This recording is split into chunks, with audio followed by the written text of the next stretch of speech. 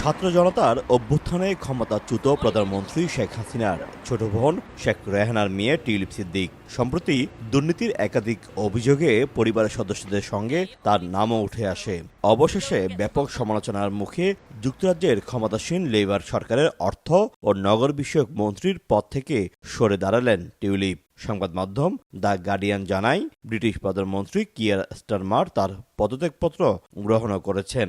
আমরা আসলে পুরো কমিউনিটি এখন বিব্রতকর অবস্থার মধ্যে আছি। যদি টিউলিপ সিদ্দিক আগে রিজাইন করতেন তাহলে তো এত লেখালেখি হতো না আমাদের কমিউনিটিকে নিয়ে। আজকে তো পুরাটা কমিউনিটি বাংলাদেশ এবং বাংলাদেশকে নিয়ে তারা লিখলো। নিজেকে নির্দোষ দাবি করে টিউলিপ তার বিরুদ্ধে তদন্তকারী সংস্থা মিনিস্ট্রিয়াল স্ট্যান্ডার্ডসের একটি তদন্তের কথা উল্লেখ করেন। দাবি করেন সংস্থাটির উপদেষ্টা লরি ম্যাগনাস তার বিষয়টি পর্যালোচনা করার পর নিশ্চিত করেছেন যে তিনি মন্ত্রিত্বের নিয়ম লঙ্ঘন করেননি। তবে এই ঘটনায় তার রাজনৈতিক ক্যারিয়ারে টানপোড়েন দেখা দেবে বলে মনে করেন বিশ্লেষকরা। দীর্ঘ 14 বছর পর ক্ষমতায় আসা লেবার দল নতুন করে হোঁচট খেল টিউলিপ সিদ্দিকীর পদত্যাগের মাধ্যমে। একই সাথে ব্রিটিশ মূলধারার রাজনীতিতে বাংলাদেশিদের অগ্রযাত্রা কিছুটা থমকে গেল।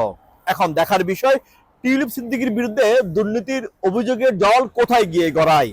শোয়েব কবির, সময় সংবাদ, লন্ডন।